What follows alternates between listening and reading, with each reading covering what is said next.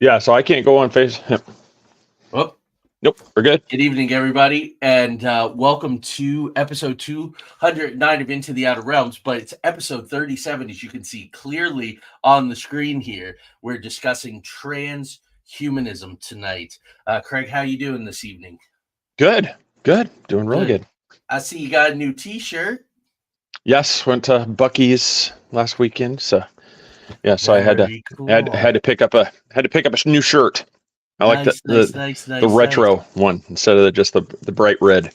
Yeah, right on. That's cool. 1982 Bucky's been hanging around. That's too cool. Yeah, for anybody that's never been to one, you got to go to a Bucky's. They're pretty amazing. So transhumanism, the beyond human. What I'd like to do tonight, Craig. Well, I want to start with something really, really quick here. We talk about the World Economic Forum, the WEF, what I call the Fourth Reich, on the show quite a bit, and they had a summit last week in Saudi Arabia. And folks who are playing Sinister Mystery Bingo at home, you definitely want to look up and see what Larry Fink had to say and what some of these people have had to say. They're actually calling themselves the elite. Like the elite have to make these decisions.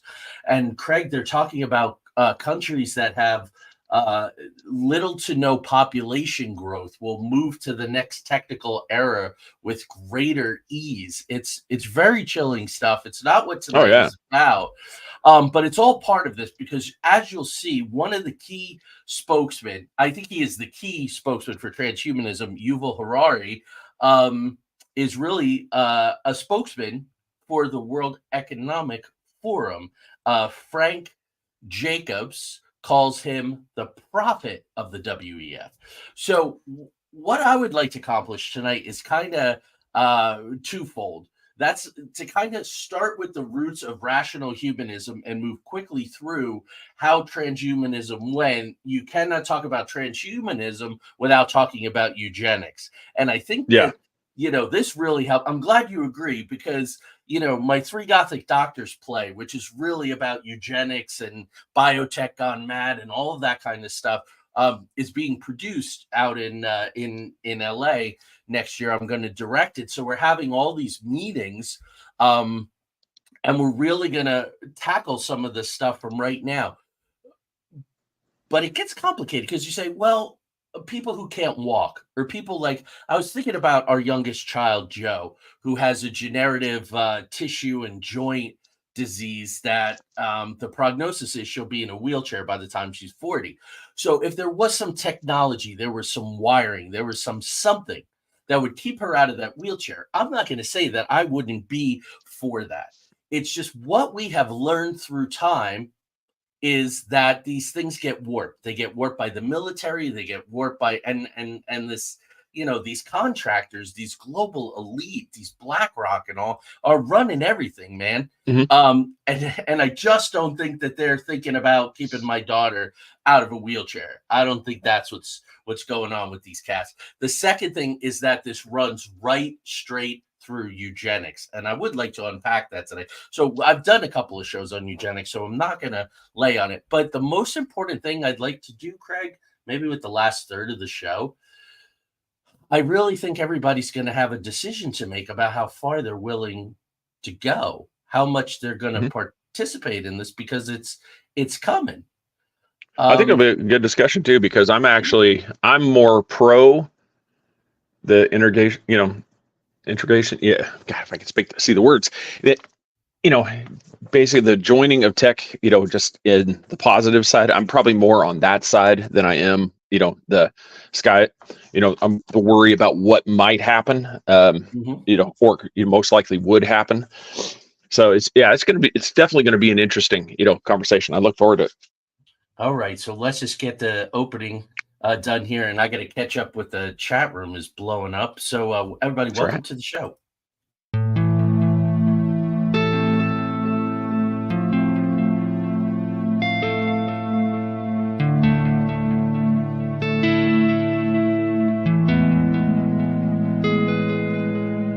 There exists a realm beyond our wildest dreams, a realm beyond reality that the gatekeepers and guardians have always told us consists of nothing but tricks of the eye, weather balloons, swamp gas, sand cranes, fairy tale myths of monsters, crackpot conspiracy theories, and desperate cries for attention. We know this realm exists, and it's just beyond the horizon, the preset path, the well-worn walkways where the cynics want us to stay. Instead, give this a listen. Put on your headphones, adjust your volume, close your eyes, and fasten your mental seatbelts, because the twilight-tinged turnoff from reality's alluring highway is looming just ahead. We're about to leave the plane of the easily explained, the couldn't possibly be's, and the no way I just saw what I saw's, for the spaces and places where everything is possible, and if you stay long enough, even probable. We're about to take a journey into the outer realms.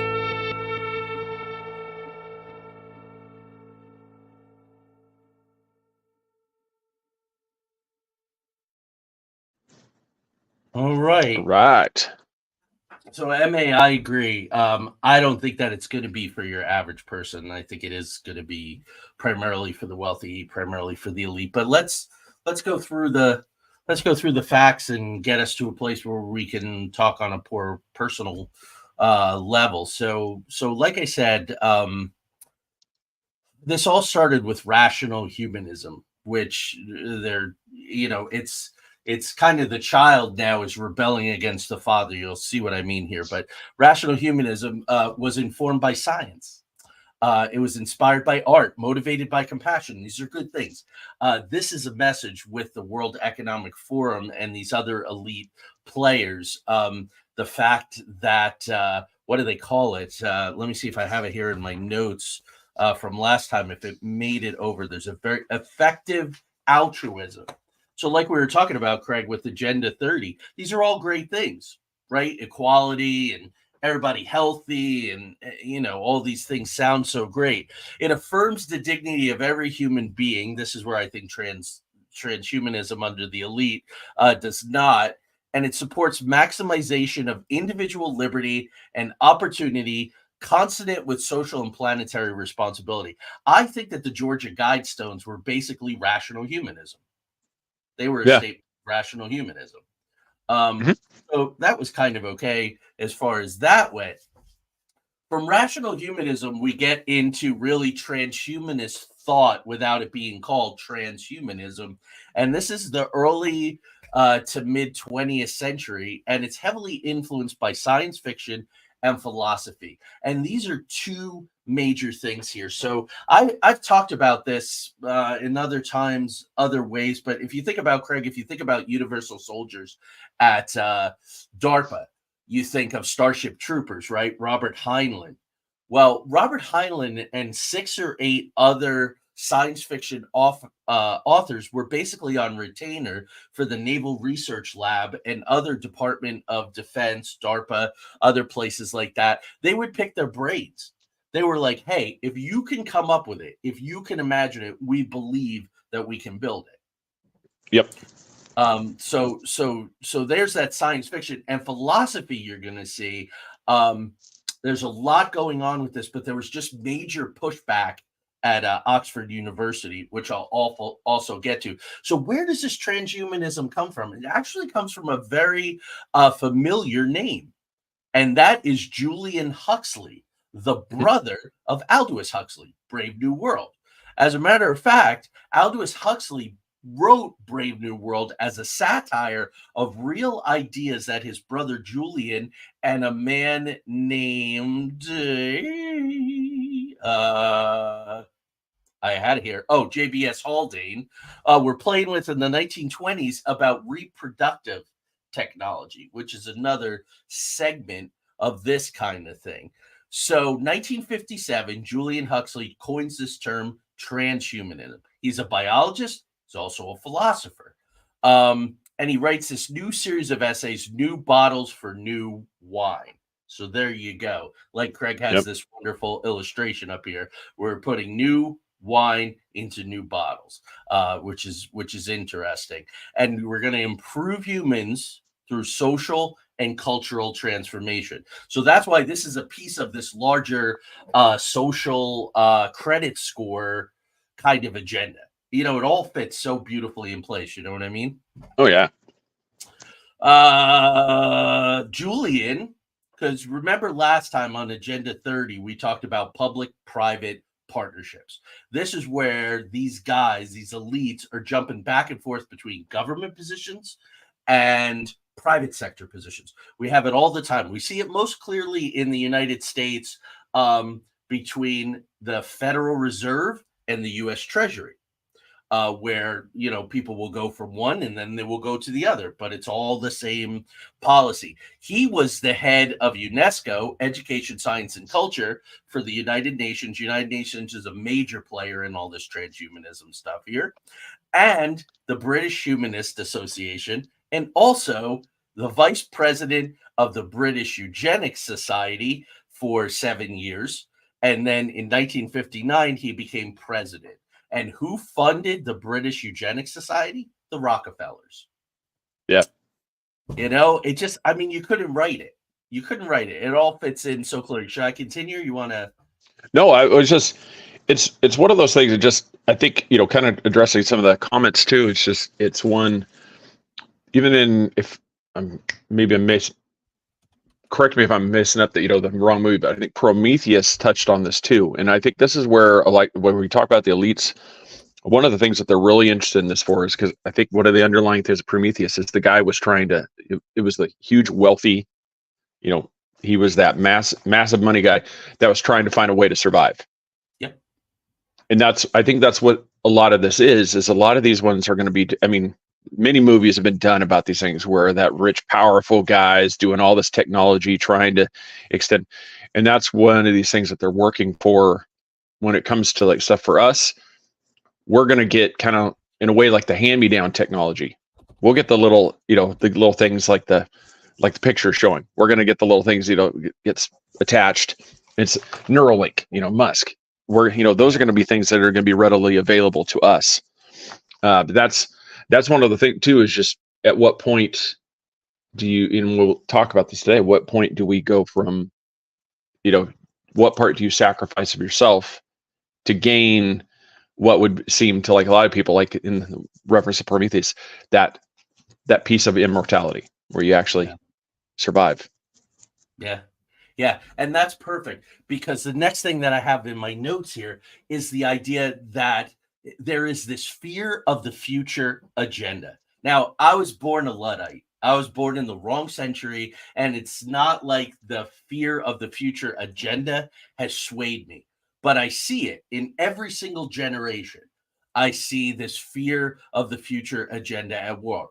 This is heavy on the alt-right, and it's a traditionalism, populism thing. But the elite are really pushing it because it's interesting, right? Elon Musk was like, no AI, no AI, no AI. AI is dangerous. Like, I'm the voice of reason. We can't have this AI. What Facebook Labs is doing and what they're doing over here is no good. They changed his tune, but he was pressing it because it worked for him to press it. Then comes in the narrative manipulation. And this is where we have to be really careful because there's so much disinfo. I don't even want to say fake news. This is beyond fake news. This is the Russian idea of disinformation, which Craig and I covered, that you slowly put in over years, this kind of steady messaging. Hollywood is used for it, Craig. I think the best example, and everybody goes to it, is Skynet.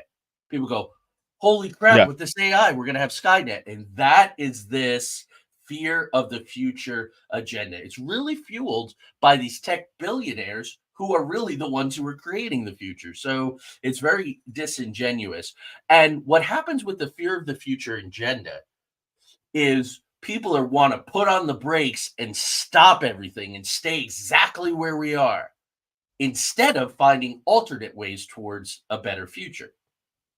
So I think that's part of our mission. Any of us who really want to see this scaled in a way that's positive, and not used for evil and not used for control and slavery, that's the way to do it. How do we make a better tomorrow? How do we use this technology, but how do we use it in such a way, right? It's very, there's a whole... It's like with the phones, you'd have like one generation, it's like, the phone's going to be the death of us. But then there's other people like, we use this thing, right here. We use this for these things. And it's the same way with like, if you take Starlink, the satellite systems up there, when you think of it, it's like, is there a bad side that could be used from this? Yes. But how then also the positive would be you have this global network now. You can have this link put in you. Now I don't have to carry a device. Now I can't do this thing. So now I have this information at the top. At this. So your spouse, your kid has a medical issue. There's no more of this. I got to call, a med doctor. I got to, you're going to be able to tie into, the actual medical community immediately. And you're going to have, this is what's going on. Boom. This is what you need to do. And it's not going to be any of the searching. You're going to have this. And that's where the things is, where do you take this amazing potential? But yet at the same time, there is that fear. So it's just like, how do you navigate this? That's one of the key things to this whole transhumanism. And I guess I'll just play devil's advocate here a little. Google Health, Amazon Health. I think when you're linked up, the trend seems to be, from my research, that it's going to be AI that's going to be making the decisions. Who you see and where you go and how you get there, and what the treatment is. So none of this is, we should say up front, and really it's the whole Sinister Mysteries thing. None of this is easy and none of this is simple, because really, honestly, I think we're busy guys. And if it was simple and easy, we would just leave it to somebody else and we would do something else. Talk about the Loch Ness Monster or something. You know what I mean? Yep. So part of this whole narrative manipulation and the populism is this scientific populism and reductionism and the manipulation of the narrative, right? It was for so long, it was like, oh, if you're a scientist and you say climate change, if you're a scientist and you say global warming, they will fire you from your job. They will run you out. There was an article in Esquire magazine that I reference in my book, Every Day is a Story All Its Own, where this guy literally went out of his mind from the backlash.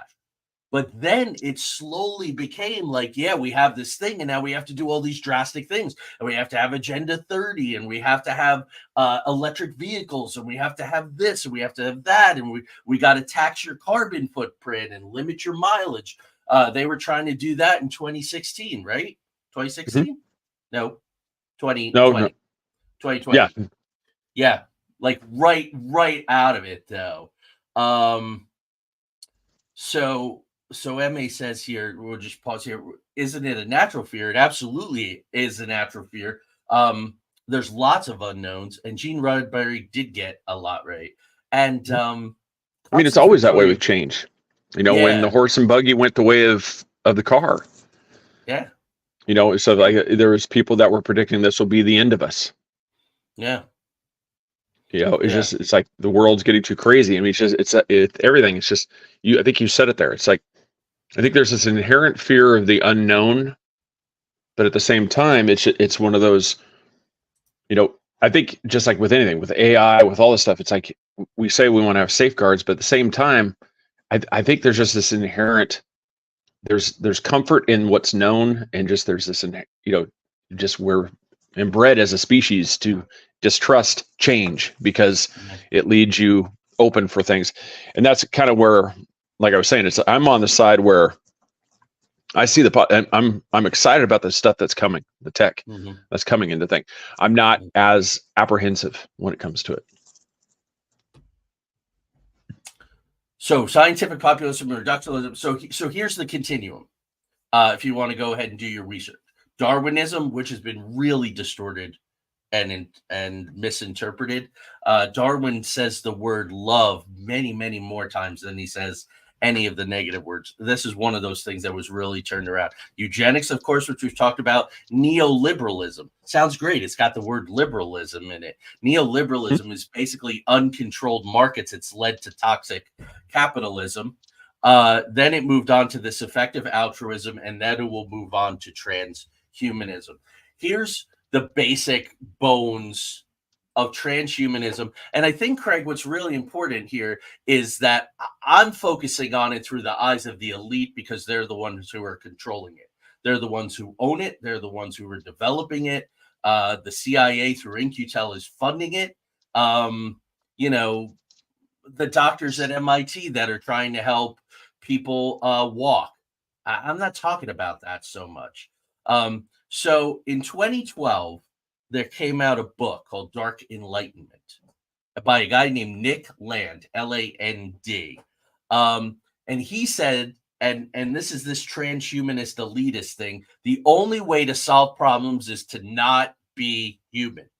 Humans created the problems, ergo, in order to solve the problem, we should not be human. This is what Amazon says about this book.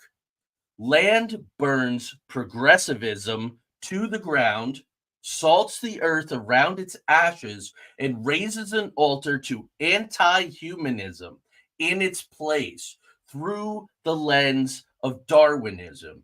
As of 2022, there was a new edition of this book, and it is still in the top 5 in literary criticism and philosophy. So a lot of people are reading this book, where it's basically saying that you can trace back all of humanity's problems to the Enlightenment. The Enlightenment was a horrible mistake. Progressivism is no good, and humanity is done. We have to become something else. Let me go back to the Strawdog's question. If they download your knowledge to put into a new vessel of yourself, perpetual knowledge supposedly, what happens to the old you, and how does one guarantee that it isn't a scam? Yeah, I'm going to talk about an organization who's doing this very thing. It's like an old Rosie Greer movie from the 1970s that I remember watching at my grandfather's house. The propagandistic use of fear of the future as a specter that shapes the ability of citizens, politicians to build the future. So that's it. Craig and I are dads, and we've put a lot of our time and energy, focus, resources into being good dads. Of course, we want a good future for our families. And everybody knows, our youngest child, Joe, has been on full disability since she was 21. Couldn't go to college, had to stop competitive horseback riding, stop Taekwondo with a brown belt. If some of this technology could be used to help my child, I'm not going to say no to it. But again, that's a narrow box, Craig. Again, I'm talking about the sinister mystery part of it, the messaging that's coming from the WEF and places like that. Well, that's just it. You've got this ominous stuff where it's like, it's natural to be skeptical, because it's like these things, you can see the definite negatives that a lot of this stuff can have. Is the same. His comment right there was, I was going to address that too. It's just, he brings up one of those things. Where does it get to where your digital, your credit scores, you get to your social scores, you get to these things to where Agenda 2030 is talking about these things. You get to the point to where, you've downloaded yourself digitally. Well, now you start to think the wrong way. Does it instantly click into a correction measure to where it, kind of rewires you to where you lose that part of your individuality and you're back to being a mindless drone? Yeah, it's just, that's one, I think that's the difference. I don't know if we parse that one out to where, between full integration to where you're fully become like you're in the matrix, like you're fully part of the machine, or are we resistant to just that piece, or are we resistant to any tech whatsoever being combined with humanity? Is that the thing? It's like where we need like a scope, like how far are somebody willing to augment yourself before it's too far? Now, let's think about it. I mean, there's pacemakers. There's prosthetics. People are doing things like this. And they have been doing it for a very, very long time. So I think it's this big stuff, because let me run through eugenics really quick here, because the conversation, but let's have a good foundation. H.G. Wells, who did The Island of Dr. Moreau and so many other things, wanted to be a scientist, and he washed out of school. He didn't have the aptitude for it. So he kind of lived that scientist thing. Darwinism is all over the island of Dr. Moreau, which is part of my Three Gothic Doctors musical, so I know it very well. Wells applies genetic manipulation to evolution. I draw a line there, Craig. Let nature take its course. Things like CRISPR, I'm against. I'm against CRISPR. Because at the same time that they're talking about, we can eradicate diseases and we can prevent people from getting this disease. First of all, these SOBs, and in 2 weeks, you and I are going to be doing pharmaceuticals and pesticides and things like that. Yes. Cancer didn't really exist until it was sort of created. In some very insidious ways.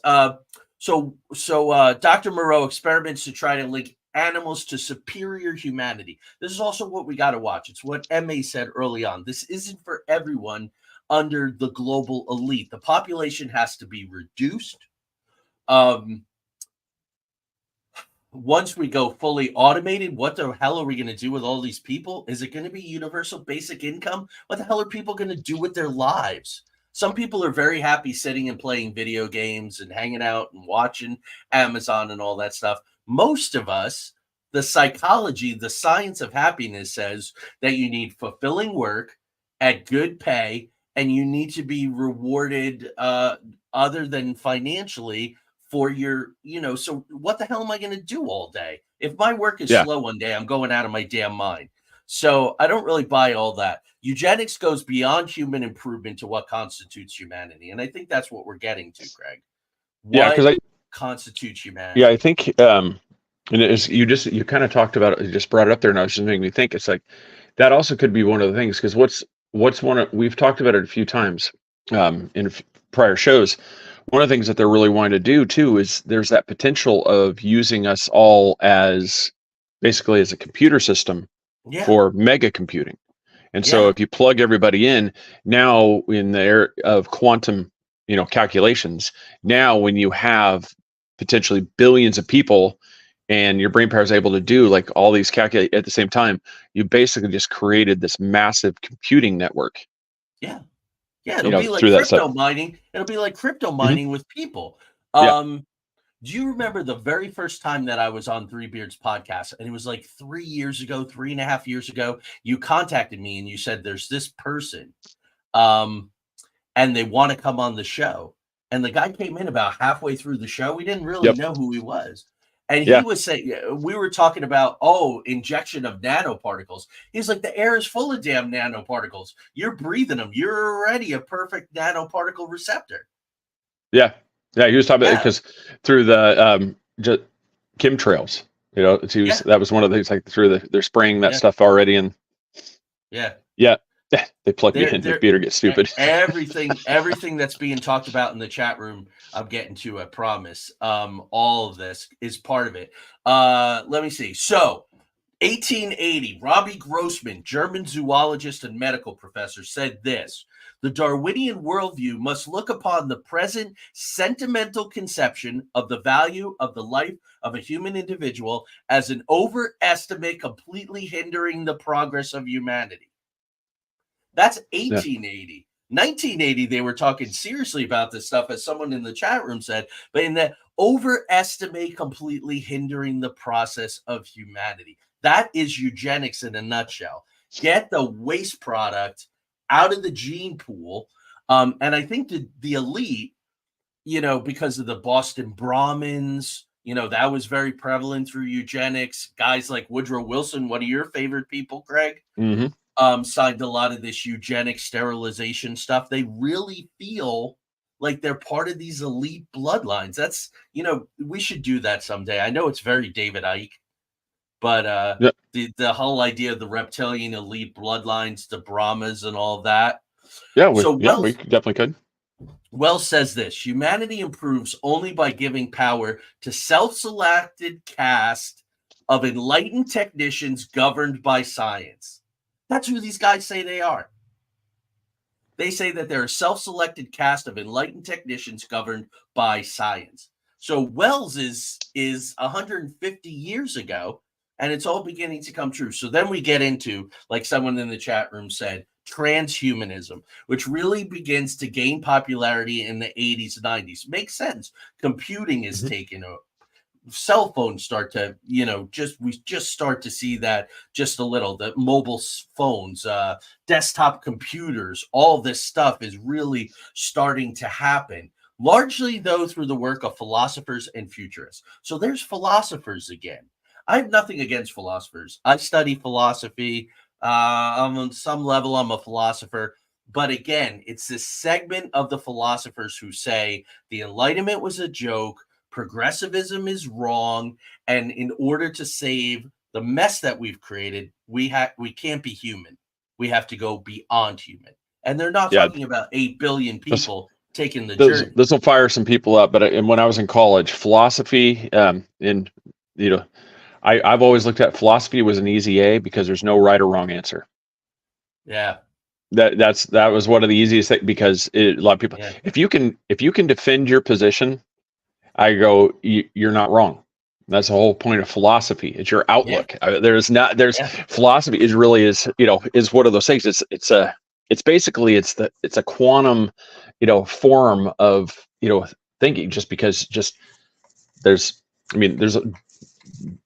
infinite ways you could go when it comes to, philosophy. Oh, absolutely. Yes. And what we're going to see is a big scandal that just happened at Oxford University last month because of warping the message under the guise of philosophy. So here's some people. Here are 4 or 5 people, folks, who are. If you want to learn about transhumanism, these are the people.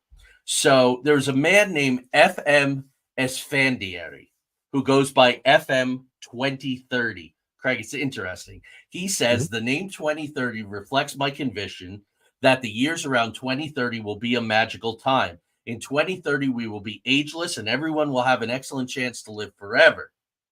This guy was also a staunch anti-nationalist. There are no illegal immigrants, only irrelevant borders. Where are we seeing that practiced? Yeah. Crazy. What? It's Well, funny where these philosophies come up. Yeah, when you looked at this, when did he come up with that FM 2030? 1980s. He was one of the early adopters. So isn't it crazy how all this stuff lines up with 2030? The agenda. Yeah, that's what I said. So it's not like this guy just did this stuff. Like he's just got on X and he's suddenly calling himself FM 2030. This is like a long time thing. So that part's pretty. Yeah, Craig didn't have my professor. Well, that's the thing, is you got to be able to defend your philosophy position. You can't just make a statement just to make a statement, because it's like, if you can't, it's just like anything, Marxism, communism, these are philosophy. These are the things. If you can establish a reason behind your philosophy, if you can accurately position these things. Transhumanism, same thing. Back in the 50s, nobody would have been like, what? But he came up with a thing. Transhumanism, he could come up that this is his philosophy on these things. Now it's an acceptable thing because it's actual. It's you have that conviction behind that state, and that's one of the things. So it would have been fun to have your professor. Might not have been an easy A. and think about it too. Chinese communism is not Soviet communism. Is not Marxism. Democratic socialism as practiced in Scandinavia and elsewhere is not the idea of socialism that scares the absolute shit out of everybody, because they're philosophical systems. Even democracy isn't practiced in a pure form anywhere. Democracy is sort of a philosophy. Yeah. Now, did you do any research? Yeah. Did you do any research on Ray Kurzweil? Yes, I have him. I'm getting to him. Okay, because that's really big. Yeah. I'm a big fan of his. Okay, cool. Max Moore, CEO of Alcor, ALCOR Life Extension Foundation, which is a 501c3 nonprofit, which I find to be very interesting. And they're doing the cryonics. So this is whoever was in the chat room talking about heads being preserved. Right now, as of 20, let me see. October 2023, they have 222 corpses and 116 heads. Mm-hmm. So 116 people chose to just have their head preserved. It's like that Rosie Greer movie from the 1970s. That's chilling crap right there, man. Oh yeah. Yeah. So Natasha Vita More Life. Natasha Vita More has an organization called Humanity Plus. When it was formed in 1998, it was formerly the World Transhumanist Association. So it became Humanity Plus. So at some point, it must have become a liability for them to be using the word transhumanism.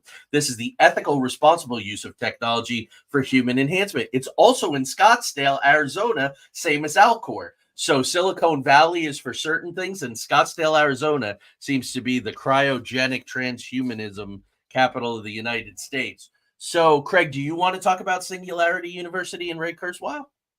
Well, that's one of those. I was like, I won't get too deep into it. It's like it's like look up Ray Kurzweil. It's Kurzweil.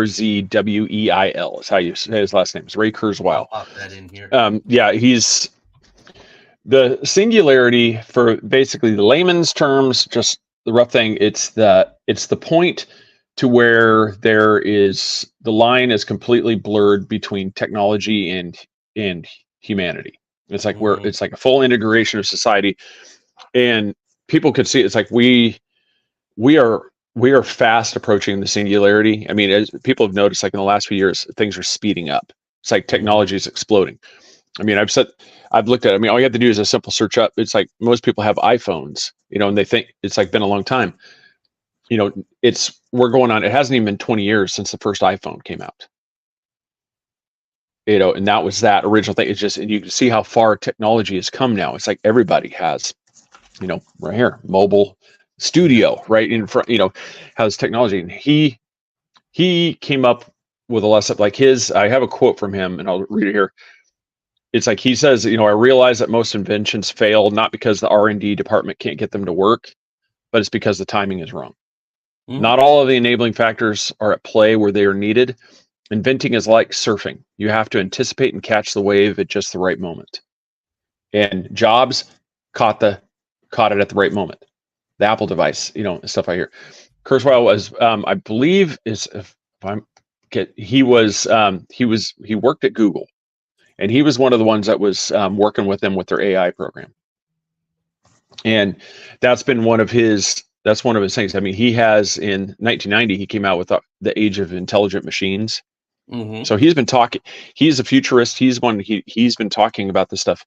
And the reason, like I said, I don't agree with everything he says, but the part I like is he's one of those that he looks at it from the potential. This is what it has the potential of doing for us. Sure. This is, you always have the nefarious, Bond villain person that's going to, want to trap everybody and have these mindless machines working for him. But he's looking at the same thing. It's just, how cool would it be if you can take somebody like your daughter who's going through these struggles, and I can simply put this right here, and all of a sudden she can now function normal. And like I said, who doesn't, and that's his thing. It's like, he sees the future. He's like, let's go for this. Let's try to do this. And just like that quote says, it's not so much a matter of whether or not we can do it. It's just whether or not they're going to hit it at the right time. Yeah. If they go too early, as we've seen some of these things, it doesn't work. And then and that's kind of where it's like with him, it's like, it takes a long time, but basically he even came up with a device. I think it was the KNFB reader, which aids blind people in reading aloud. And so he's the type of person. That's one of the things, like here, it's basically his thing is proving that these things, how they can work, when they would work, why this would be needed, and just going through and that's where the humanism is. The integration isn't as scary as a lot of people, have it, but just like with AI, where do we put the line? What is the line to where this is unacceptable? Like you said, the Dr. Moreau, where is making a labradoodle okay, but making a batch of monkey frogs is unacceptable. This is barbaric, the type of thing. Where do we? And if anybody doesn't know, that was a nod to a movie. This Beer Fest. He made a batch of monkey frogs. So there we go. So there's a little movie reference for everybody. Yeah. So it's so if you get those things, it's like, where do we do the dividing line? What is acceptable? What is something where, like you put in CRISPR? Where is creating a thing to where we can find out what's going on with Joe, where we can do these things, and we could go in, edit this thing, give her, a shot or something like that fixes that genetic sequence, starts doing this thing and can change her. But, is that, where do we go from that's acceptable to, like M.A. Allen said, you're thinking the wrong way. We're going to give you a shot to correct, we're going to give you, genetically alter you. So that way we know that you don't have this gene for rebellion. Yeah. To the rebellious behavior. Yeah.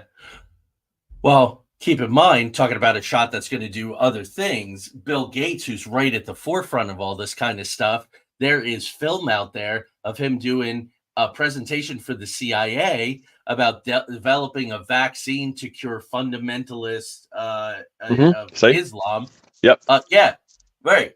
So, and I just want one person's freedom fighters, another person's terrorist. Yeah. So Joe is running a D&D game, like her old man, the dungeon master for the new generation. Nice. She's going to visit this another time. But an interesting question is, what would she want? Right? We know what we would like for her, but, that becomes a fundamental problem, too. So in 2004, there was a novel called The Transhumanist Wager by Zoltan Istvan. Novel, we all want to live forever, so let's figure out how. I don't want to live forever. I talked to some of my friends and they're like, there's going to be this pill and it'll help you live for another 40, 50 years. I'm not into it. I'm trying to pack in as much as I can right now. I'll sleep when I'm dead, and I want to be dead sooner rather than later. This makes me think, though, when you want to push an agenda or a philosophy, write a novel about it, right? Ayn Rand. Ayn Rand was basically the arm of a select group of elite people who were like, greed is good, the Gordon Geckos of the world. She was their spokesman. She was their mouthpiece. So Zoltan Istvan in 2014 starts the Transhumanist Party to get this woven into political parties. And there's nothing wrong with that. There's we probably need more political parties, not less. I know that's the way they do it in Europe, which is interesting because parties can form coalitions and get a majority party out if they have more people. That kind of appeals to me. That's a discussion for another day. So there was a big scandal in April. So there's something called Oxford's Future of Humanity Institute, and Joe Red Miles, thank you for this. He pointed this out to me. A philosopher from the philosophy department at Oxford University, old and venerated philosophy department, named Nick Bostrom, absolute darling of the tech billionaires. He received 13.3 million pounds from something called the Open Philanthropy Project, a 501c3 with 13.3 million pounds, backed by Facebook co-founder Dustin Moskowitz. So we got the Googles, the Apples, these guys are everywhere and all funded from the same source. In the 1990s, he emails a transhumanist. Okay, in 2012 or so, he gets his 13.3 mil. 1990s, he emails to a transhumanist listserv that blacks are more stupid than whites, which he apologized for. But what is that? That's eugenics. Yep. That is eugenics. So you have a eugenicist there. So who gets on board with this guy, with this Nick Rostrom, who's a eugenicist, masquerading as a transhumanist? All the effective altruism guys, Peter Thiel, World Economic Forum, OpenAI are out all spouting this. This is the new thing. This is, the Future of Humanity Institute, Nick Bostrom. He's the guy.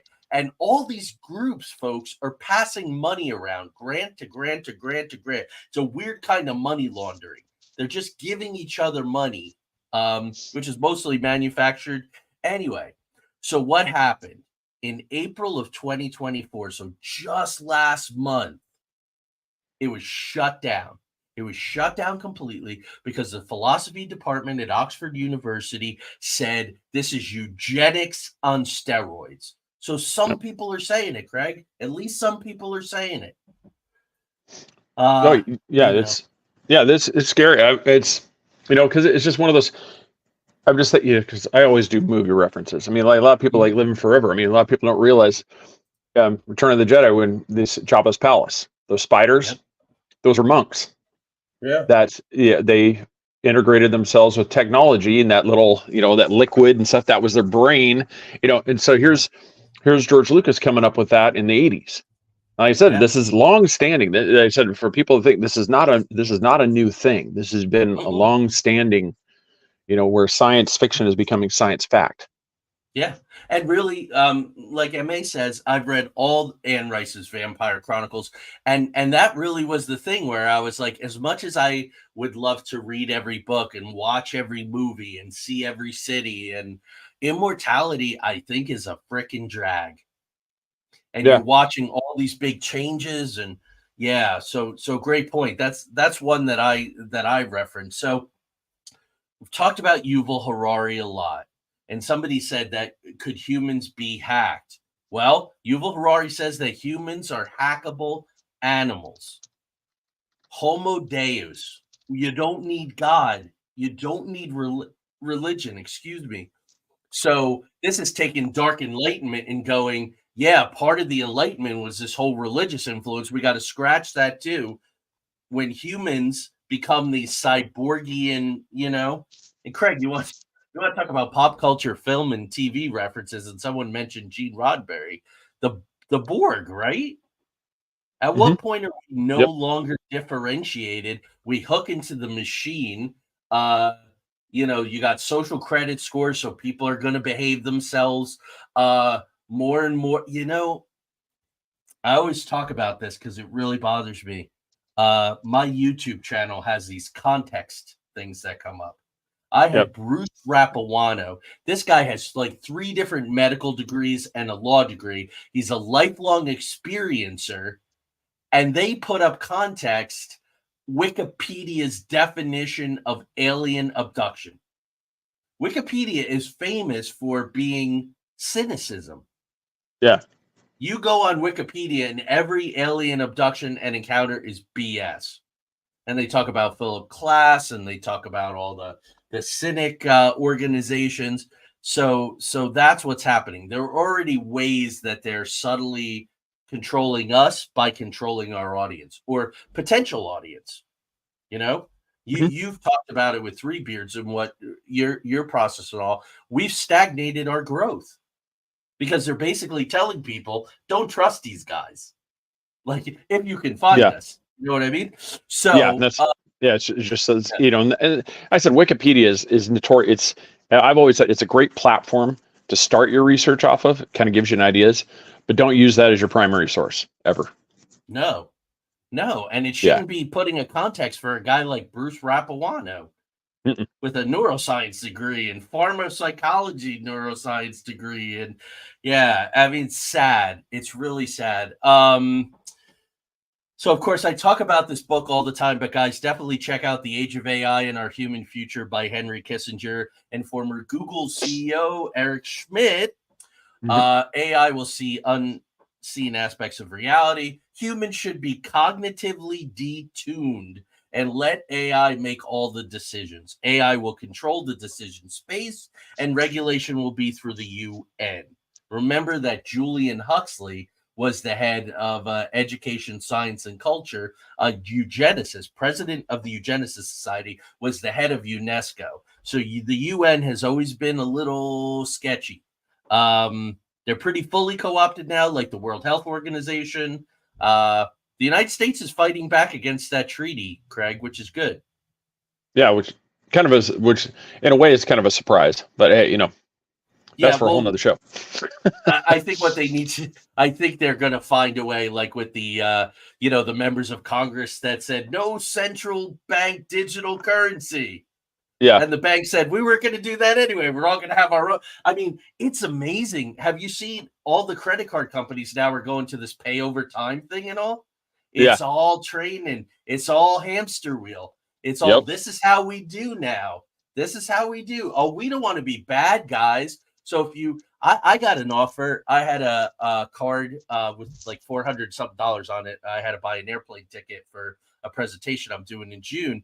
And they were like, oh, you can pay this off in 6 months with 0 interest through your credit card. You used to have to go through like a firm or somebody like that. So the hamster wheel's going because it's ticking them off, Craig, that I'm paying off my debt. I get 8 or 10 offers a day, man. They want to finance cars for me. Oh, like, yeah. It's really pissing them off. We want to lock you in. My debt. I'm a terrible human.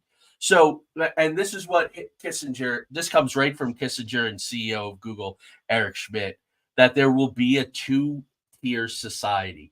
The elite will be empowered and the rest are chattel drawn into a new version of reality. That sounds an awful lot like the Matrix. Yeah. Well, yeah. And that's kind of the thing. It's like you can see where from the previous shows we've done, where you can see everything is training towards, they want this to be a massive connection where everybody's on the, we'll say that everybody's on the same page, but how do we get everybody on the same page? There's going to be, you got to crack, you got to break some eggs to make an omelet, and it's for however nice way you want to put what their plans are. And for those who don't want to do it or can't cognitively handle it, you're going to have MAID, right? The medically assisted suicide. Yep. Where they're really pushing undesirables to, you really should take a careful look at this. I mean, is your life really that happy? Yeah. And they're working on something, it's called MedPod, that I was reading about, where AI is going to make the decision. Yeah. Yeah. And I never found that, but it was that life where we when we were talking about during the show on Obama's presidency, where that's one of the they talked about that quality, where you have that chart where it just shows these are the peak years and this is where we need to focus resources. Yeah. And then the before and then the after is the ones that need to go in. And you'll see this stuff that'll happen where it's like, okay, grandma and grandpa are no longer functional, they're no longer needed in society, we're going to move this stuff. And that's as abhorrent as that is, you can see there's a lot of these places that are going to steer to that, where it's just, well, we don't have the resources. I'm sorry. What do we do? Here, go talk to AI, plead your case. Yep. Yeah. Go to the wizard. Go follow this brick road and go to the wizard and see what the wizard says. Do you get your new heart? Yeah, right. Did you play along? Can you fly to your child's wedding across the country because you did a bad thing? Yeah. Or you're not playing along. You got restricted on, your social media. It's like, sorry, I can't travel today. Folks, really go watch the speeches, Larry Fink and some other people from the WEF summit recently in Saudi Arabia. And you'll see the language. You'll see what they're talking about. Larry Fink was talking about xenophobic countries that closed their borders. That goes back to that the thing that we were talking about, Craig, that where was it? One of these guys, the thing about the irrelevant borders. Oh, FM 2030. There are no illegal immigrants, only irrelevant borders. Yeah. And it's I was watching Redacted. I was watching those guys over on Redacted, and they're far from perfect. There's Clayton and Natalie. Sometimes it smells of agenda there, but they couldn't even figure out what Larry Fink is doing, this weird double speak, because he's talking about heavy stuff. He's talking about population reduction being the entryway, the gateway to fast adoption of this stuff. And then, Craig, have you seen these? Has anybody in the audience seen these things in Australia, in England? If anybody is in those places, let us know. But they can't use cash. A Yeah, guy there's went some in to places buy where some strawberries with some coins, and they yep, wouldn't take legal yeah. currency.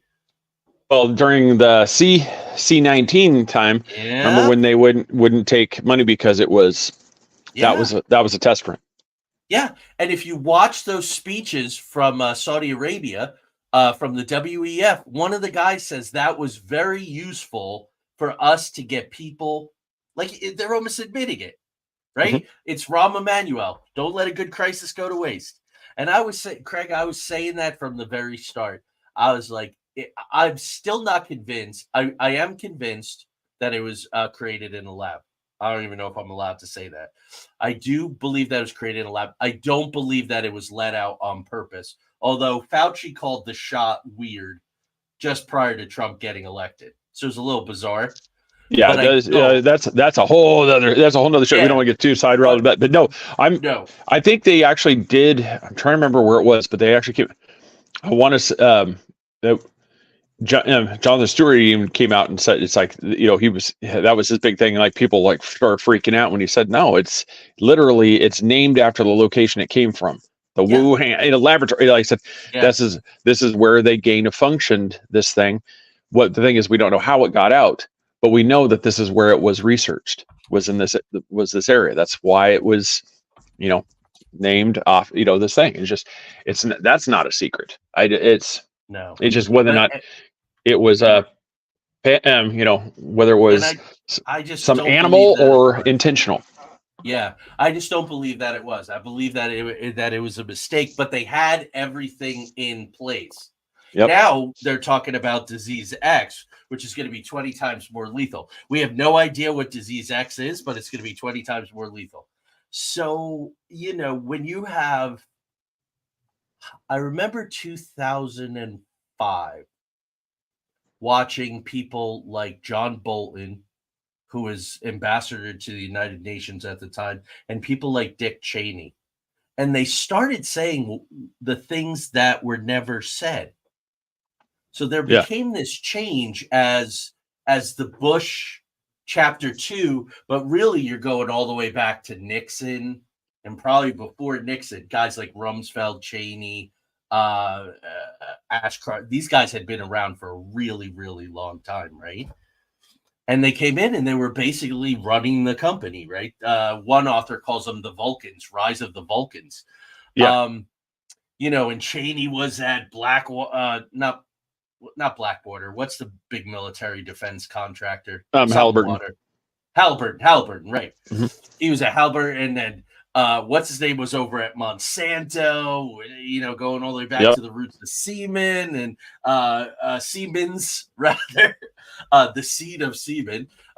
Siemens, which manufactured the gases for the Nazis during World War II for the concentration camps. That went through this number of, but he was basically, and Rumsfeld called in a lot of markers, a lot of IOUs to get aspartame pushed through. So yeah, that's another sinister mystery right there. We could probably cover that in 2 weeks. So, that's definitely one. Just like how it's no, that's there's a lot of these things that you're seeing. You kind of just think, and it kind of goes back to that Kurzweil comment. It says it's not so much a matter of whether or not it's a functional thing. It's a matter of timing. To where, like I said, the Obama administration put some stuff through which would be the wrong timing. If they had actually done it now, it would have been accepted. Yeah. And that's what it is. It's not so much whether or not it's, and that's where these things are going. It's all about matter of timing. It's like rolling these things out, whether or not it's going to be successful or it's going to fail. And that's, it's a lot of these things. It's just they all be, kind of like the Halbert. They all start off as, a lot of these things, they start off thing, but then eventually they just become, like you mentioned, become part of the Borg. They become part of the machine. Yep. Yeah. Yep. That's a good recipe, exactly Mark. So it's hard to follow. It's a hard to follow step process. So I think it's moving quickly. I'm surprised how quickly it's moving. But some folks in the chat room too were saying that it's a scam, and it is being oversold. So the whole Borg true transhuman cyborg. That is a long the hell the way off. As a matter of Yeah. fact, the Neuralink human trials are not going that well. The electrodes are malfunctioning, but I was thinking about it, right? Like, you put up your hand because you want to be cured and you're willing to try everything. And people go to foreign countries and pay a lot of money for really suspect things to try to be cured of cancer and this and that. A lot of people want to live. They want to live. That's the human compulsion to live. We're wired that way. So many of us are. And I think that they're overselling this stuff, snake oil. Because you got a guy here who can't really get a rocket to stay up in the air very well. His Tesla cars don't work very well. The guy doesn't have a great track record with his tech, and you're going to put this thing in somebody's head. But that's going to be the thing. I think there are some people who are absolutely scared to death of death. And I made my peace, I think, in a very spiritual way, studying Buddhism and things like that, and listening to people like Ram Dass, who says dying is completely harmless. It's completely safe. And my feeling is I came in, but I'm a guy who hasn't gone to the doctor in 25 years. I'm a guy that takes like naproxen sodium and that's it.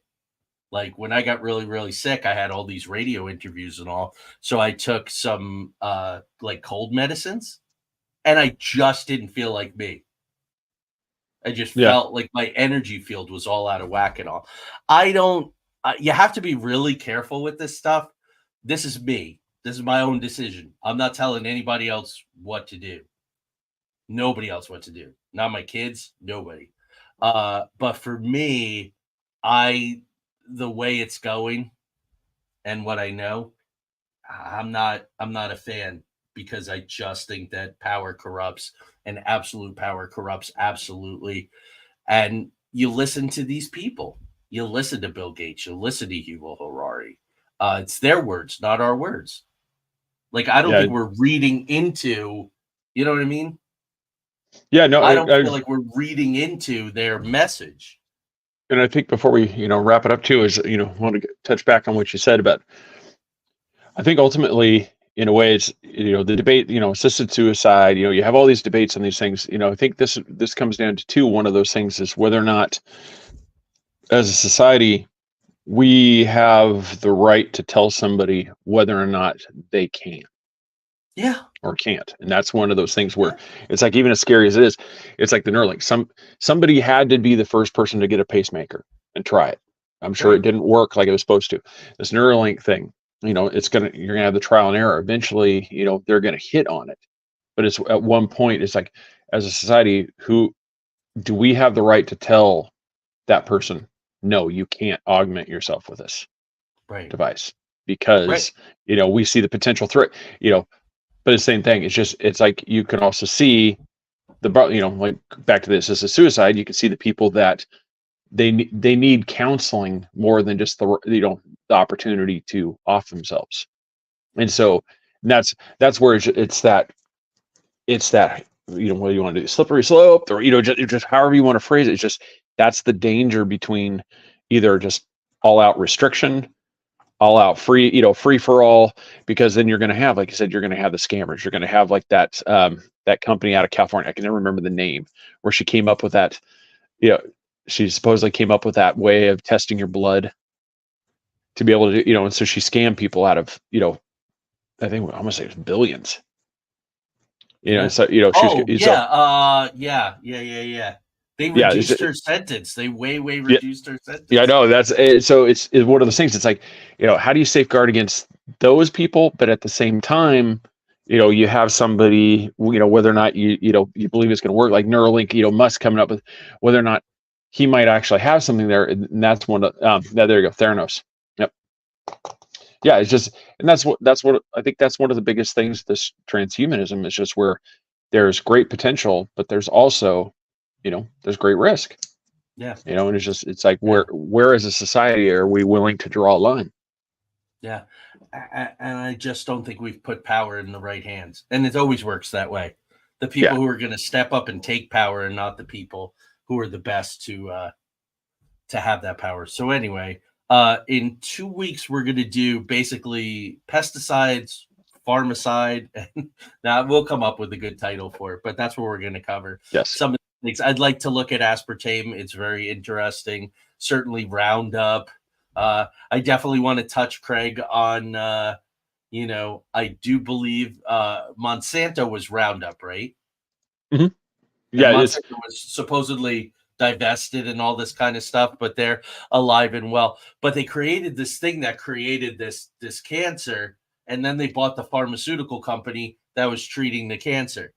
And Monsanto was sold. Yeah. I forget no, who I think a good title might be, it's like, what are they putting into us? Yeah, Bayer. The Bayer is a good German company. Bayer. Yeah. We will take it over. We will take care of it. So, I hate to keep doing that, but so many of these names are German, man. I know. And so many of them, man. We'll get that, because it's just, if you notice, like, I know it's called diversifying your portfolio, but it's funny how all of these companies, like Johnson & Johnson, just Bayer, all these companies, they have major interests in the food supply. Yeah. Oh, yeah. When you talk about Nestle and the water wars, like Nestle always comes up. Yeah, Nestle's buying up water supplies, so it's like, it's the thing, so if something goes down, you have to get your water from Nestle, because it'll be against the law to tap into that same aquifer, because Nestle has the rights to it. Yep. So you can't dig a well, because you're going to be tapping into the Nestle's, owned aquifer. Right. They own that water source. It was like the Monsanto corn blowing over into other people's fields, and them going, "Oh, that's our corn. That's not your corn." I like this, what Em may say here, where the media lies all the time. We know people shut down and don't know what to believe. And this is really a level of cognitive dissonance where the brain literally cannot handle it. Yep. And people post kitten photos, Or Joseph had a good quote right there too. It's literally, it's like a modern version of serfdom. Yeah. Well, that's what I really do think, that digital feudalism is coming. And I'm not a particularly paranoid guy.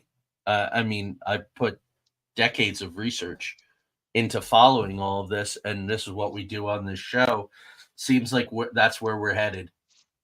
So, so anyway, and then Craig, send me,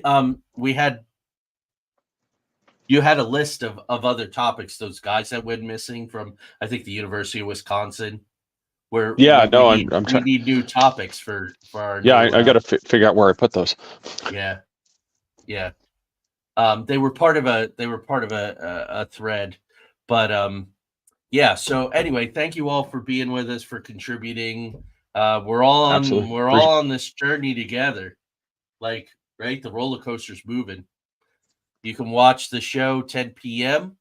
Or listen to it 10 p.m. on Wednesday nights on Radio, if you'd like to catch it without looking at our faces, which is totally understandable. Yep. So there you go. So, all right, everybody, be well. Face for radio, and I've got a voice for print. You do just fine, sir. We'll see you in a couple weeks. Oh, next week, healing trauma with body and energy work. A woman that I found out about because a bunch of people came to me and said, wow, she's really good. Her name is Denise Colette. So I'm going to have her as a guest on the show next week, and she's going to talk about her process, which is really, really cool, including reconnecting with your childhood self who got traumatized.